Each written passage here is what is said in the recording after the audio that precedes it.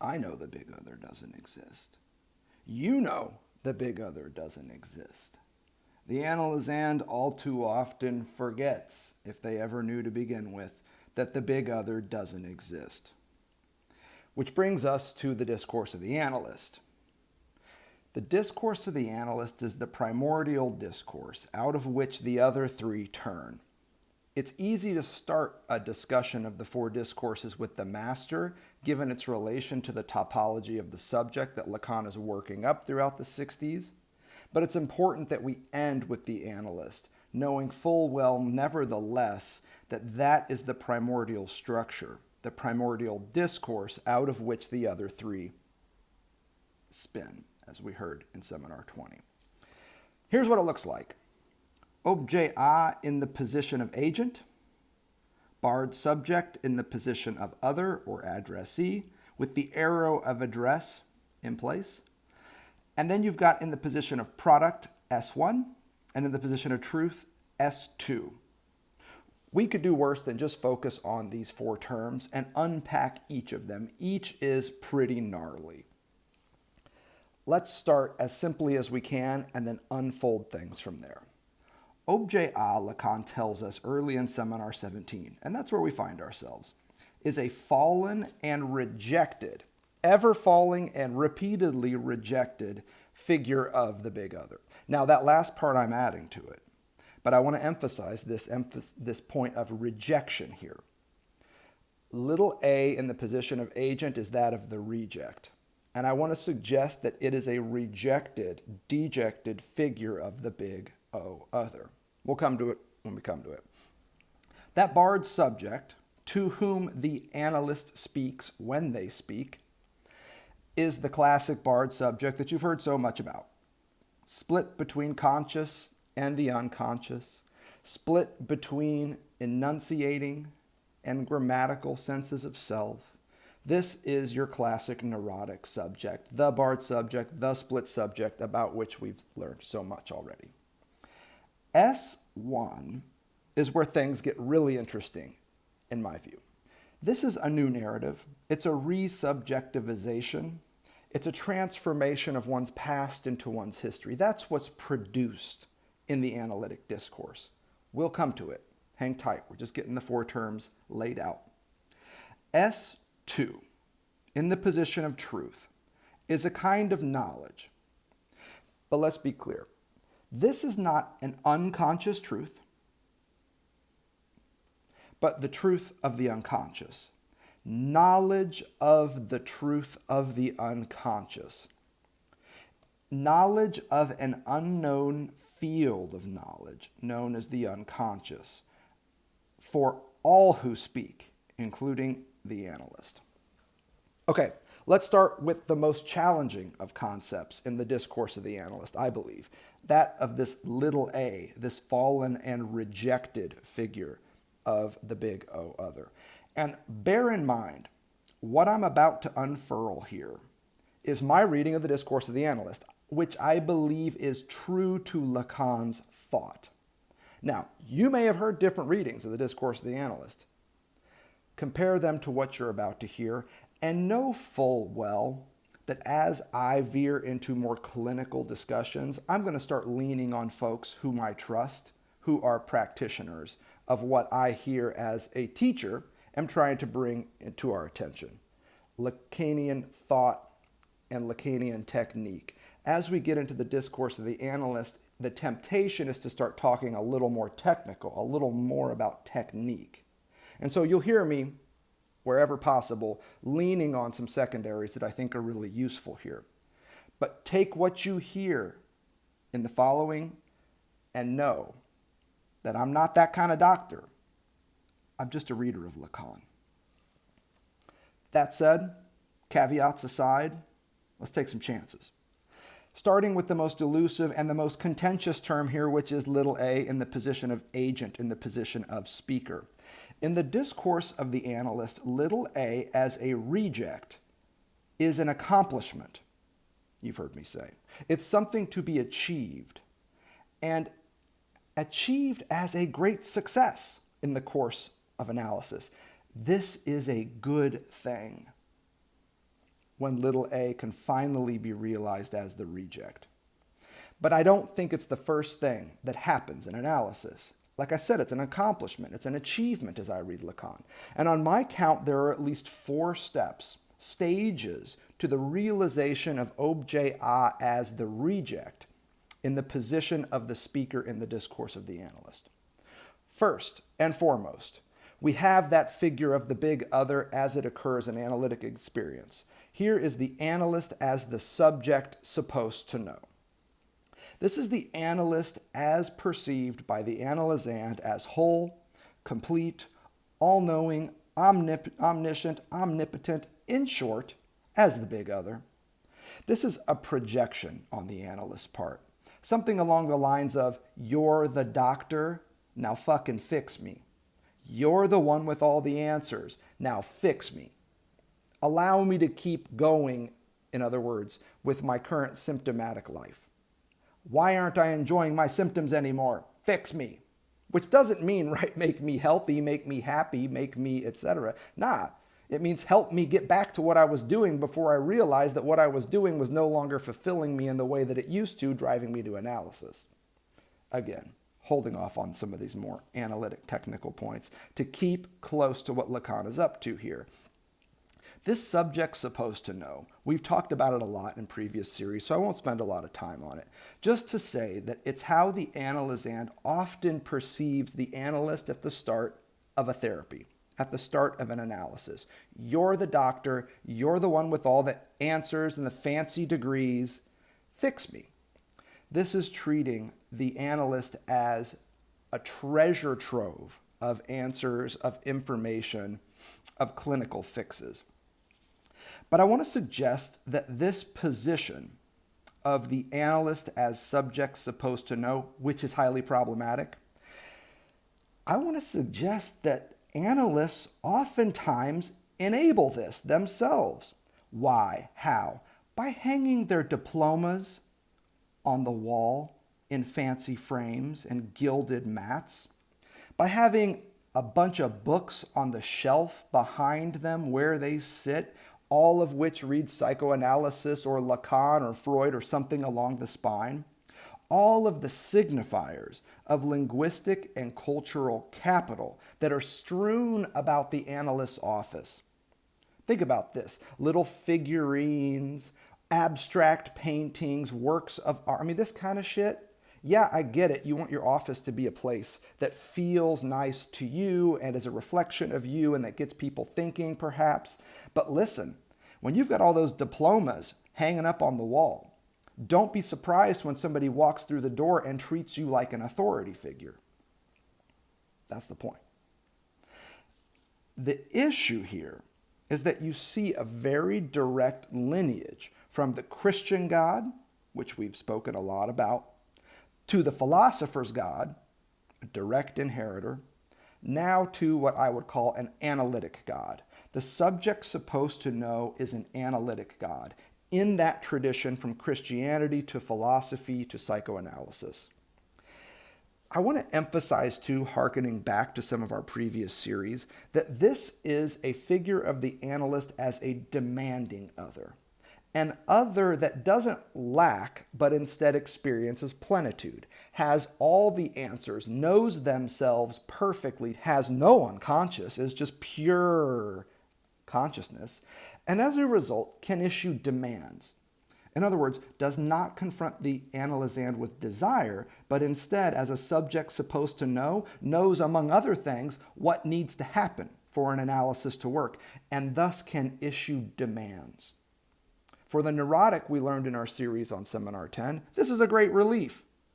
It's much safer to assume that the other is whole and thus can issue demands than to deal with the angsty fact that the big other doesn't exist and all you have are barred others, which aren't demanding as a result but instead desirous, or whose demands are always tinged with desire, if that's more comfortable for you. The point here, though, is that the subject's supposed to know, as a projection from the analysand onto the analyst, it sets up the analyst as a demanding other. one to whom the analysand could say, tell me what to do. Tell me how to live. Not just fix me, but tell me how to live a life so that I can remain fixed. Now, the truth of analysis, of course, is that you've already been fixed. That's part and parcel why you're here. It's because you're fixed, castrated, neutered, however you want to play with this.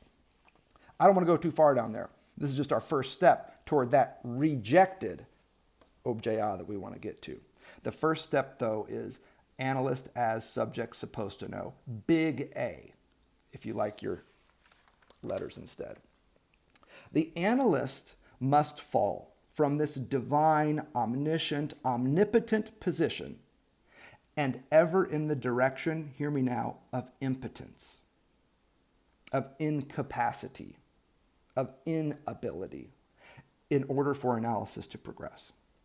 The next step, as you no doubt probably have guessed, is a shift in the analyst position from that of a big other, a capital A, to a barred other, a capital A with a slash through it. This would be the transition from being a demanding other that can tell, and all too often does, tell the analysand what to do, to a desirous other, an other that lacks. This is an important turn in the formation of the analyst in the discourse of psychoanalysis. Here, the analysand's discourse changes in response to a shift in the analyst position. It shifts from tell me what to do to tell me what you want from me. Notice that slight shift. It's a shift away from the assumption that the analyst knows what needs to happen and could, as a result, just tell the analysand what to do, to an emphasis on the desirousness of the analyst. What do you want from me? There's still that tinge of tell me what you want from me, but we're shifting in the direction now from a demanding other to a desirous one who lacks and thus wants things. And the enigmatic status of the analyst at this point awakens a question in the analysand. What do you want from me? Tell me what you want from me, but fundamentally, what do you want? This opens the door to a more properly analytic agency for the analyst, not so much as a big barred other, presumably in search of wholeness, but a third step. Not a big barred other in search of completion, but a third step. A step away from the big barred other, an other, as the title of Seminar 16 suggests, to the other, which is objet A. Here what you see is a more properly analytic position, closer to that of the reject. You're no longer a big barred other in search of wholeness and completion and the like, but instead you're the embodiment of an enigma, of a properly little a, and with it something more akin to what we can call fantasy. Fantasy, a barred subject living their life in relation to what they think others want. At this point, fantasy would almost inevitably start popping. What do you want? What do you want from me? Tell me what you want from me. Tell me what to be relative to myself as a split, divided subject. Think back to our lectures on fantasy. How about an example? Simple stuff. Simple stuff. Simple stuff always at the risk of causing trouble. You used to take notes whenever I described my dreams, but now you're barely awake, motherfucker. Now, the motherfucker part, save that for the end. At this point, though, it's, I'm confused, dear analyst. Initially, I would come in here, tell you about my dreams, and you would take copious notes. You'd be scribbling over there, presumably in great interest. Now, when I tell you about my dreams, you barely seem to be awake. You're half nodding off over there. Seriously, what do you want from me, analyst? I thought I was supposed to talk about my dreams, but now apparently that's not what I'm supposed to do. What do you want from me? This is a trick. This is one that I can imagine as an analyst would be something very challenging to pull off. In other words, to constantly keep yourself, your status, your desire enigmatic, such that the analysand is always wondering, what do you want from me at this stage? The trick here would be to keep the analysand guessing, curious, inquisitive about the analyst's desire. What do you want from me? So the shift here, if you want to start mapping it out, is from capital A, as subject supposed to know, barred capital A, as the big barred other, which opens the door to desire, and a shift, a mobilization, if you will, of the analyst from a demanding other to a desirous other. That opens the door to a new question from the analysand. What do you want from me?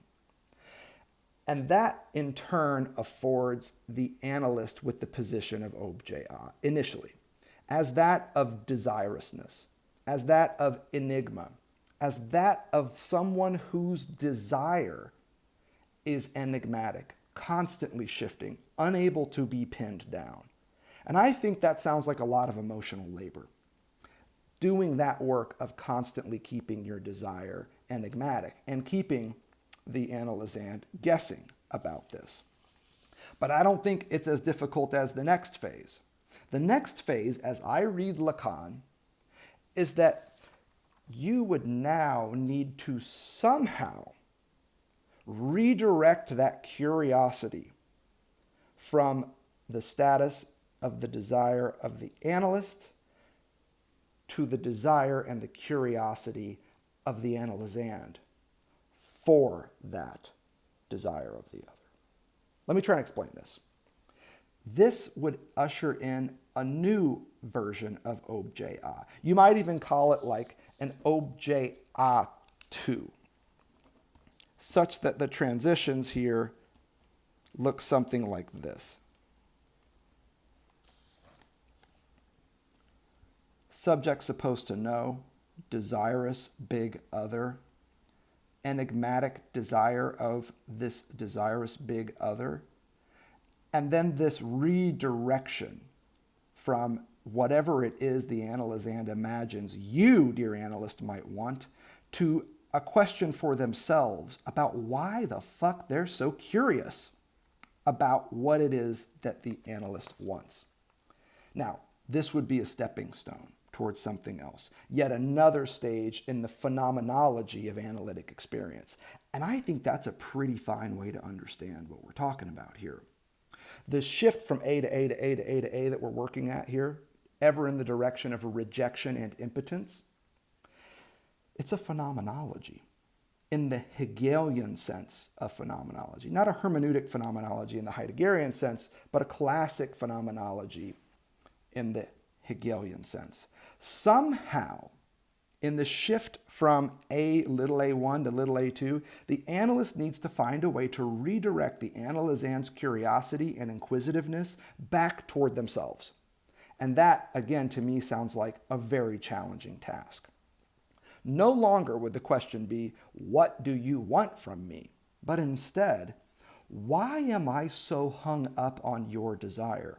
What is it about me that makes the enigmatic status of your desire, dear analyst, such a lure? Notice that shift from what to why. It's a shift from what do you want from me to why am I so hung up on this fantasy of you wanting something from me. It's a shift in direction away from the analyst and toward the analysand. What is it about me that makes the enigmatic status of your desire such an interesting lure? Why am I constantly stumbling back into the question of what you want? Notice that shift away from the analyst as objet A, as an enigmatic desire, to the question of the desire of the analysand for access to an answer to the question of what the analyst might want. Here we see the analysand earning their title as the one who does the analyzing. This is why we call them analysand, because they're the ones that do the work of analysis. And it's at this point that they really start engaging in that work. I believe this marks a profound shift from a desire for recognition from the analyst to an attempt to recognize one's own desire, one's own unconscious desire as a speaking subject invested in analytic experience. And that investment cannot be understated. The investment of the analysand in this process is part of what I believe would energize them to make this series of turns, to tolerate this ever-shifting position of the analyst, and ultimately to do the work of turning the analysis on themselves. As time goes on, and I'm just guessing here, but always atop Lacan's work, these are informed guesses. I would expect that the analysand's need for the analyst would wane, and ultimately to such an extent that analyst and analysis itself, and notice how Lacan puts this, would lose even the slightest significance. This would be the shift to a final A that would be analyst and analysis as reject. An A3, if you will, if you want to just keep this sequence going. Big other, big barred other, desire 1, desire 2, desire 3, if you want to just keep unfurling this at the level of desire. Here, though, at the end, there is no desire for the analyst. There is no desire for the analysis. They take on the slightest significance as the analysis approaches its end. And I want to give you some Lacan. I told you that all this is atop Lacan. Where's the fucking Lacan, McCormick? All right, check it out. If you're in our series on 16, you've heard this riff before. It's straight out of Lacan's seminar on 16. From an other to the other. And notice how that title factors right into what we're talking about here. The an other from a big other, Lacan means here a big barred other.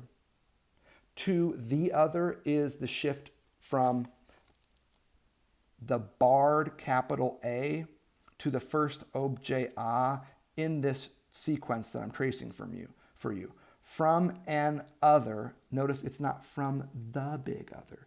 It's from an other to the little o other. That's the title of Seminar 16. That's where this shit is coming from. I'm not just making this up. And to that end, I want to give you a weird and wonky passage from Seminar 16. You can track it down on your own if you want, but I believe this passage well resonates with Lacan's depiction of the analyst as the reject in the position of agency in the discourse of analysis that we see at the start of Seminar 17. It's from Lacan's 22nd lecture, so right toward the end of his previous seminar, Seminar 16, From an Other to the Other. Here's the passage. It is around the enigma, the questioning that remains here, about an act that cannot be initiated for the very one that inaugurates it, except by availing of what would be for it, I mean the one that inaugurates this act, and specifically the psychoanalyst, its term. That sentence sucks. What a challenging sentence.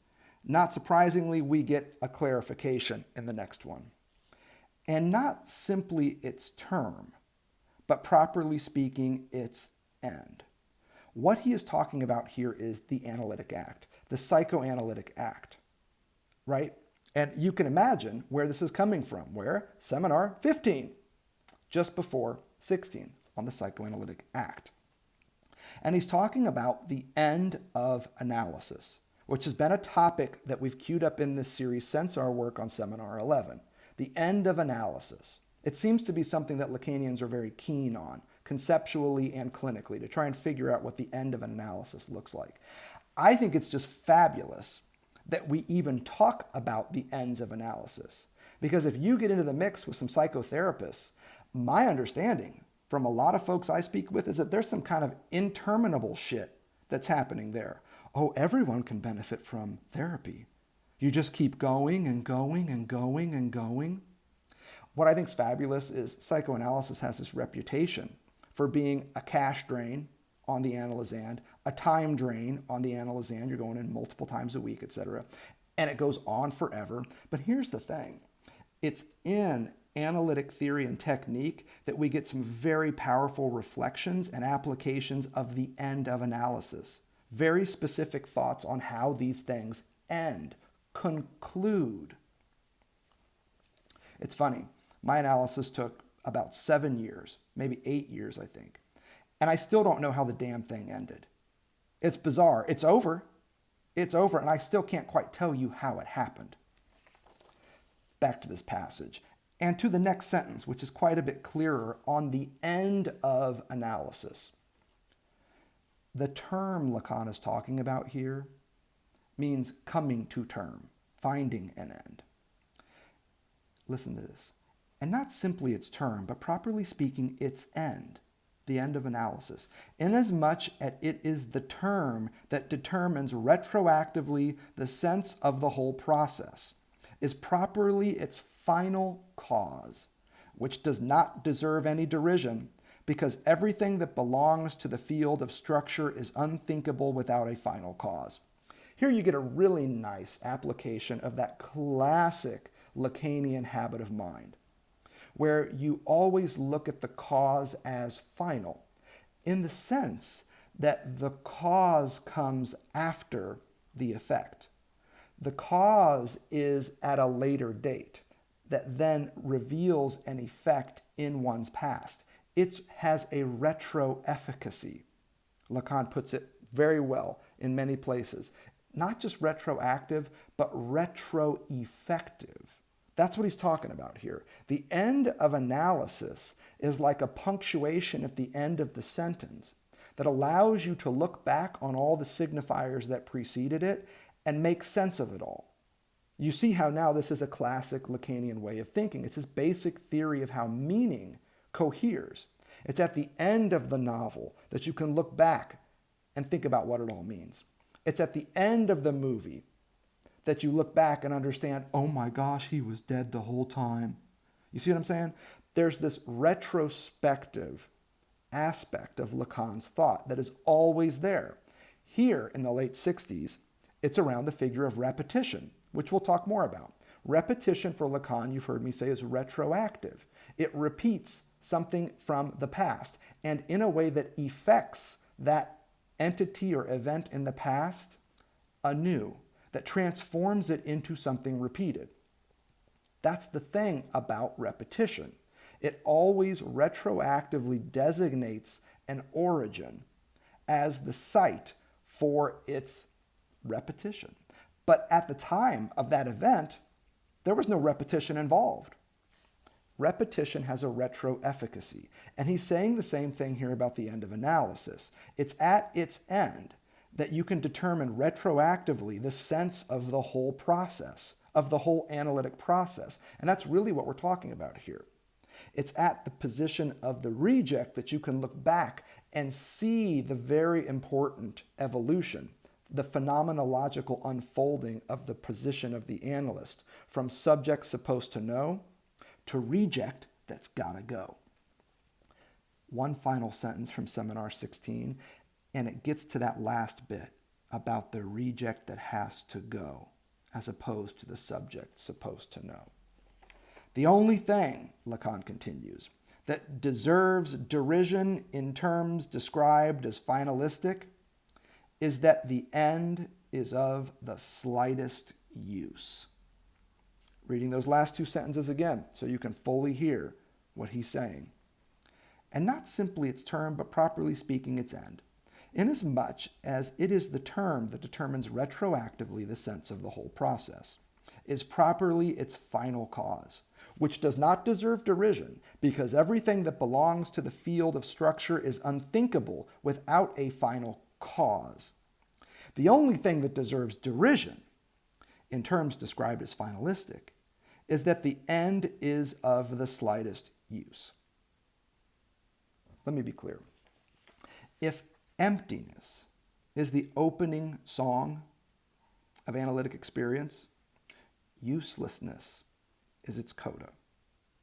These are some terrific bookends for understanding what Lacan is doing from the start of an analysis that would begin with the empty speech of the analysand to this end moment, this coda of sorts, where you would see the incapacity, the inability, the uselessness of the analyst and the analysis.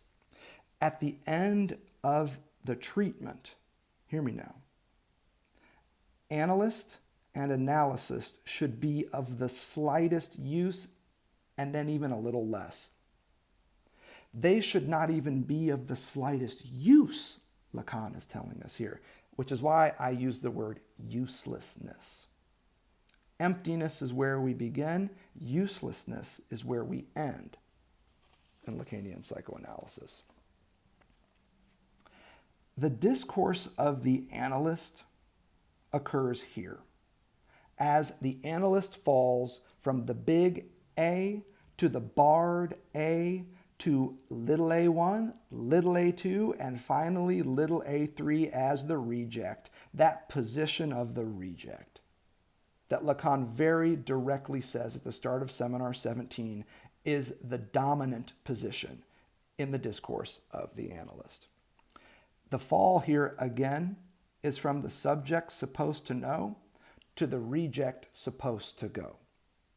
If you want to have like some kind of bumper sticker to attach to this sequence.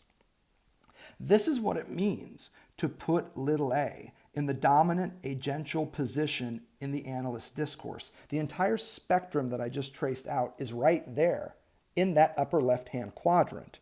It's a process, it's a phenomenology where you earn rejection.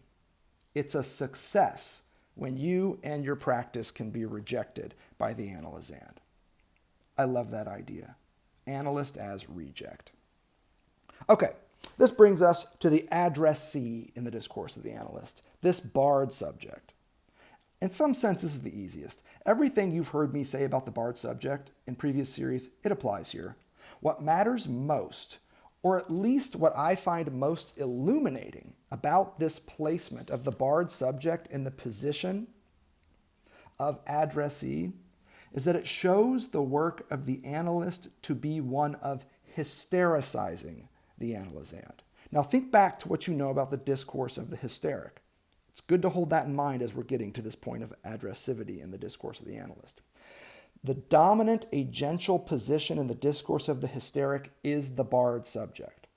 And what Lacan is suggesting when he says that the analyst does their job when addressing the barred subjectivity of the analysand, what he's trying to suggest there is that you hystericize them. You invite them to assume the position of the hysteric and to speak and to respond from that position. Let's be clear. The analyst doesn't address the part of you that likes to play professor, nor the part of you that likes to play master, but instead the part of you that defies both of these illusions of self-identical completion, certainty, and consistency that we have characterized as endemic to the discourse of the master and the discourse of the university. Each of them gets off on the illusions of self-identity, completion, wholeness, certainty, and consistency. The analyst doesn't take that shit. In the discourse of analysis, they point their direction, their aim is precisely at the parts of self that do not lend themselves to these completions, certainties, and consistencies. What bollockses the master is also what befuddles the professor. The ever-present, ineradicable activity of an unknown field of knowledge known as the unconscious. That's what fucks with both of them. What fucks with the university is also what fucks with the master, namely the unconscious. And it's precisely there that the analyst directs their inquiry. The discussion is always coming back to that part of one's subjectivity, the part that is split between things you're aware of at the level of the ego and things you ain't aware of at the level of the unconscious. The discourse of the analyst aims right for that crack, the very crack that the university and the professor try to ignore, which is also the very crack that the hysteric embraces. So you can see this allegiance between the master and the university on one hand and the analyst and the hysteric on the other. This is what I mean when I also say that the analyst activates the hysteric. What is the result or the product of this addressivity? And this, I believe, is where things get interesting. What's that S1 doing down there in the position of product in the discourse of the analyst? The S1 that Lacan places in the lower right-hand quadrant of the discourse of the analyst is a new narrative, a resubjectivization of oneself, a coming to terms with one's past in such a way that one's past becomes one's history instead. Now, if you've got ears to hear, I'm almost directly quoting from Lacan's mid-1950s Manifesto of Psychoanalysis, where he claims this is the basic discovery of psychoanalysis from Freud forward, at the technical level. The transformation of one's past into one's history. Not the past that is constantly bogging you down and intruding on your life, but instead a history that you have metabolized, narrated, in which the past now has a place and has terms assigned to it. That's what I mean when I say a coming to terms with one's past. A re-narrativization of one's past in a way that transforms it into your history, part of what made you, and the part of what made you that you own. There's a kind of ownedness here, if you like Heidegger. Here what you see, again, is retroaction. The retroactive work and product of saying it again and saying it better in the course of the talking cure known as psychoanalysis. Emphasis, again, on the talking part of this. Coming to terms, saying it again, saying it better in this talking cure. Remember, empty speech is the opening song of analytic experience as far as Lacan is concerned. Also, almost a direct quote from the same essay. And this puts speech, empty and full, center in analytic experience. The work of speech is going to be retroactive when analysis does its job. Retroactive because it allows the subject in a here and now to go back to a then and there and reclaim what nevertheless won't let them go. Reclaim one's past as one's history. That's what S1 fundamentally means. It means that you are re-narrating your sense of self, coming to terms with all the shit that has occurred up to that point. That coming to terms is symbolized here by S1. Not because you're becoming the master, but because you're adopting what Lyotard would call maybe a master narrative. You're coming up with a new master narrative for yourself. The nuts and bolts of this new narrativization, if we can call it that, with this other wonky word that Lacan uses in that essay that I think is still quite good though, resubjectivization. That's a great one here.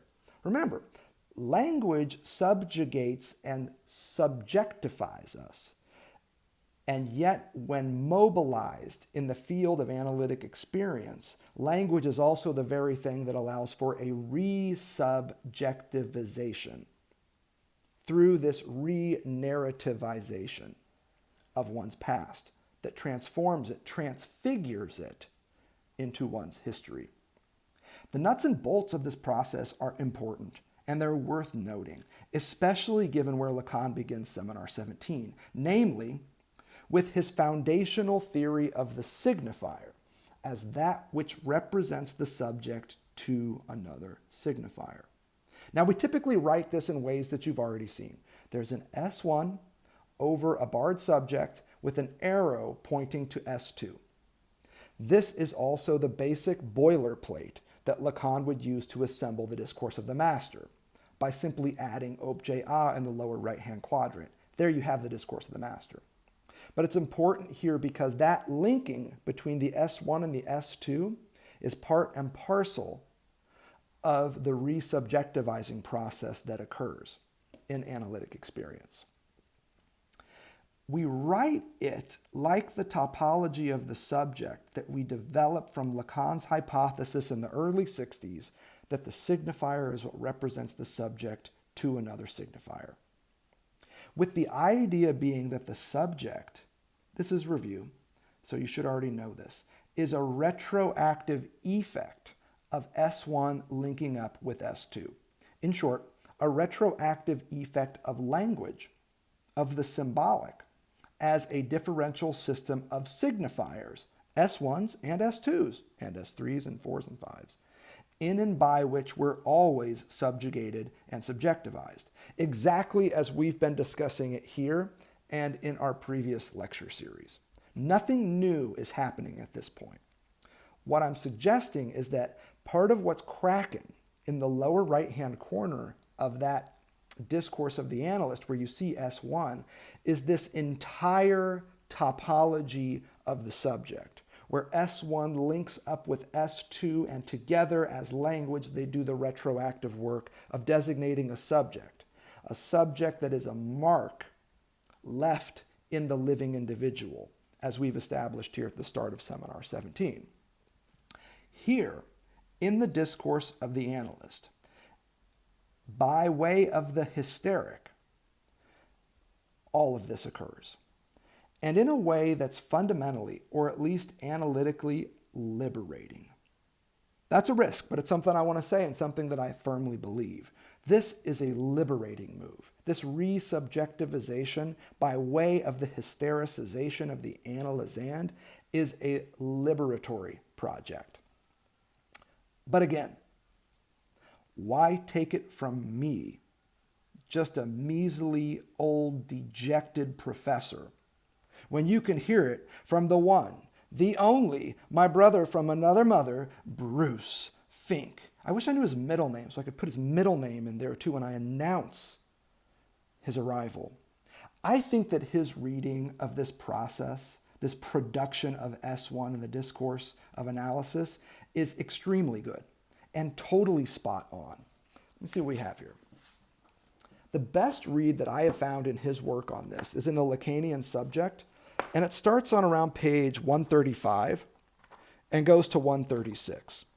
If you don't have a copy of this book, it's one definitely worth getting your hands on.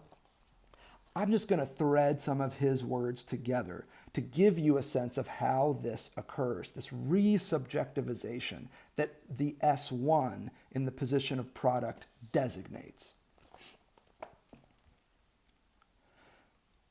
The analyst discourse, according to Fink, is one in which the analyst interrogates the subject in his or her division. That's where you see that arrow pointing from the reject to the barred subject. The patient, in a sense, coughs up a master signifier that has not yet been brought into relation with any other signifier. So Fink really wants to read that S1 as a master signifier, as something new that pops up in the discourse of analytic experience. As it appears concretely in the analytic situation, a master signifier presents itself as a dead end, Fink continues. A stopping point, a term, a word, a phrase that puts an end to association, that grinds the patient's discourse to a halt. So the S1 that pops up, according to Bruce, is something that brings the discourse of the analysand to a halt, something they stutter, stammer, stumble upon.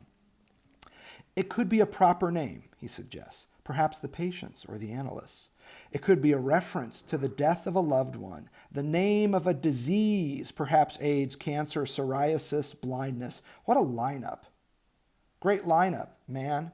AIDS, cancer, psoriasis, and blindness.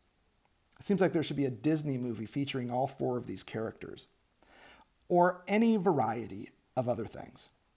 The task of analysis, Bruce continues, is to bring such master signifiers into relation with other signifiers. That is, to dialectize the master signifiers it produces. That dialectization of the S1 relative to other signifiers is precisely what we mean when we draw an arrow from S1 to S2 and establish a link between these differential signifiers in the topology of the subject. That is a bringing of signifiers into dialectical relation with each other. The term I prefer here, because I believe it's more precise and truer to Lacan's thought, is differential. It is a differential relation that is established between an S and another S, marked in their difference by a 1 and a 2. One signifier to an other signifier. It's a differential relation. What Bruce is trying to get at here, when he emphasizes the dialectical process, is that they're mobilized. They're brought together in a way that loosens up the first in its connection to the second. This S1 that previously halted the analysand speech can actually be an enabler of additional, more profound narrativizations when it's linked up and dialectized with other signifiers. It kind of thaws it. It puts it back into a fluid state. It defrosts the master signifier. That involves reliance upon the master's discourse, Fink continues, or as we might see it here, recourse to the fundamental structure of signification. A link must be established between each master signifier and a binary signifier such that subjectification takes place. There it is. That's the topology of the subject. You have a link between a master signifier and S1. Now, I think it's more complicated than that, as you've heard, but we're reading from Bruce's account here. To a binary signifier, that's what the S2 indicates. Don't think binary in terms of opposition, yet another reason why the dialectical image kind of falls flat for me. Think of it as simply establishing a relation that is twofold. Binary, there are 2 elements here. It's a bi-relation that is happening at the level of the foundational ingredients to have a language, to have a symbolic, to have signification. And what he's saying here is that link between the S1 and the S2 is what enables the subject to emerge. Nothing new here, just a different way of accounting for the topology of the subject that is so relevant here and so implicit in what Lacan's doing with that S1 in the position of product in the discourse of the analyst. This is where things get interesting. Page 136 of the Lacanian subject, I want to read the final paragraph that Bruce offers on the discourse of the analyst, because I think it does a terrific job from someone whose opinion as a clinician I very much trust of accounting for the discourse of the analyst.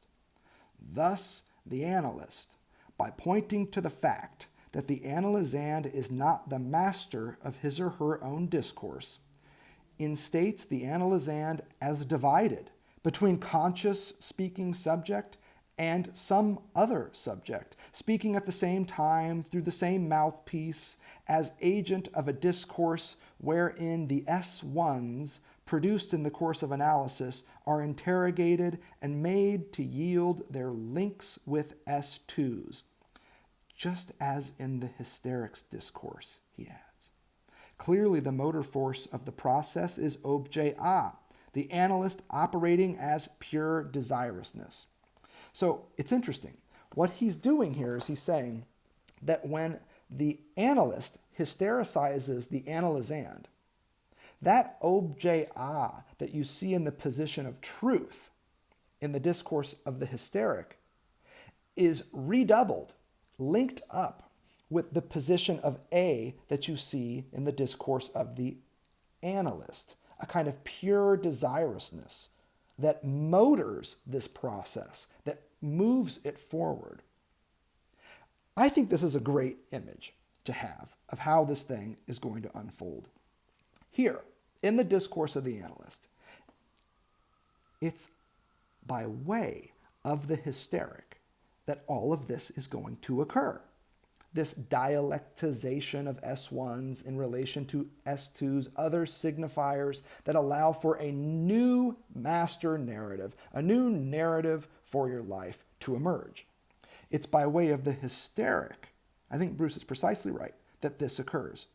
And in a way that is fundamentally, or at least analytically, again, I want to emphasize this, liberating. But again, we've heard it from Bruce. Let's see what we can add to this by way of conclusion to this lecture on the discourse of the analyst. I love the image of an analysand hystericized, re-narrating their past and re-subjectivizing it as their history. I also think it's a bit ideal. Ideally, this is what would happen. This is how the discourse of the analysand, as that of the hysteric, would unfold in response to the analyst, in response to the analytic situation.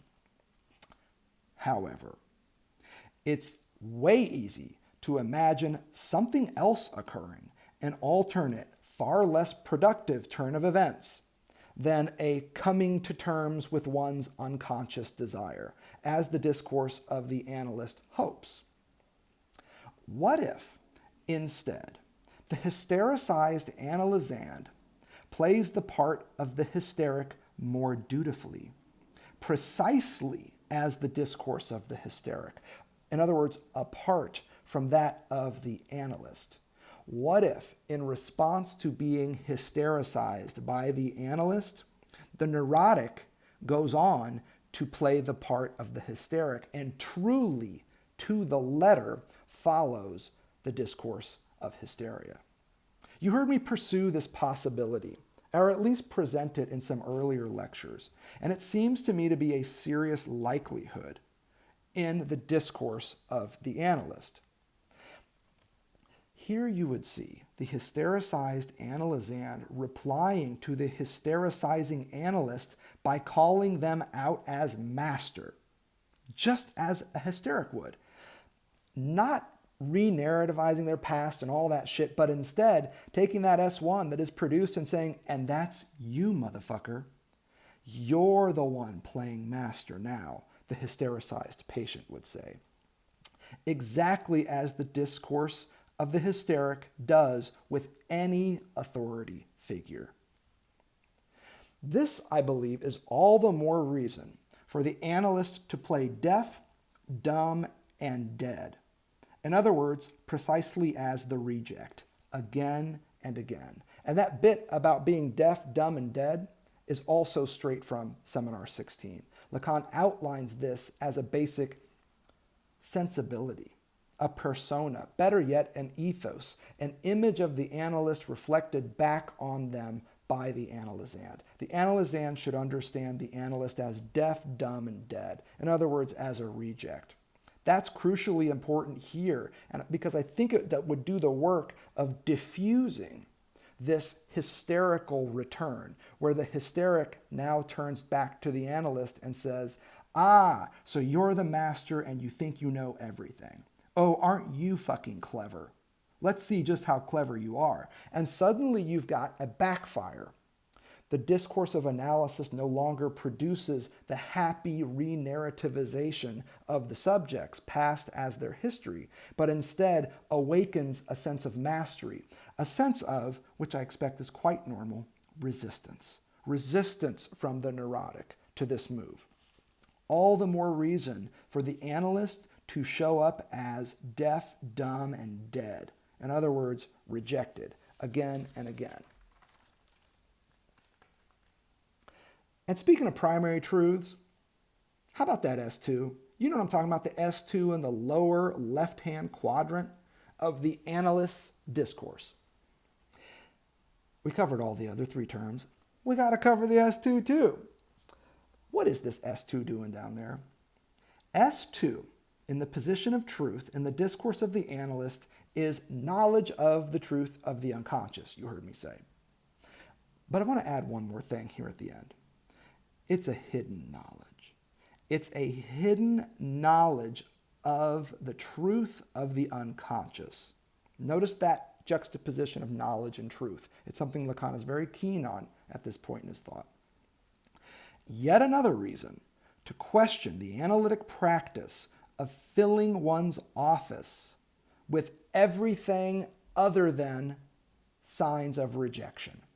Here what I'm talking about are framed diplomas, shelves of books with Lacan's name on the spine, every other trapping you can imagine of linguistic and cultural consumerism, the abstract work of art on the wall, the aboriginal figurine on the desk. You get the idea. You've seen pictures of Freud's office. The danger in showing up with all of these signifiers of linguistic and cultural consumerism, I really want to emphasize that, is profound. How can you play the reject when you're surrounded by shelves of books and fancy diplomas and all these indicators that you are anything but that? All of this, if you follow Lacan's thought, suggests a certain type of analyst. The analyst with the diplomas and the books and the figurines and all this shit strikes me, and here I'm just working with what Lacan gives us, as an analyst who has not given up on surplus jouissance in order to, as Lacan puts it, proffer the psychoanalytic act. And I'm more or less quoting from the end of chapter 3 in Seminar 17, that passage, I believe, on page 53 that we've discussed. How can the analyst proffer the psychoanalytic act when they're surrounded by so many objects of linguistic and cultural consumerism, the function of which can only be the generation of surplus jouissance? It's to this topic, which you've heard me say is the central topic of these early chapters of Seminar 17, that we now turn, namely, once more, to the topic of jouissance.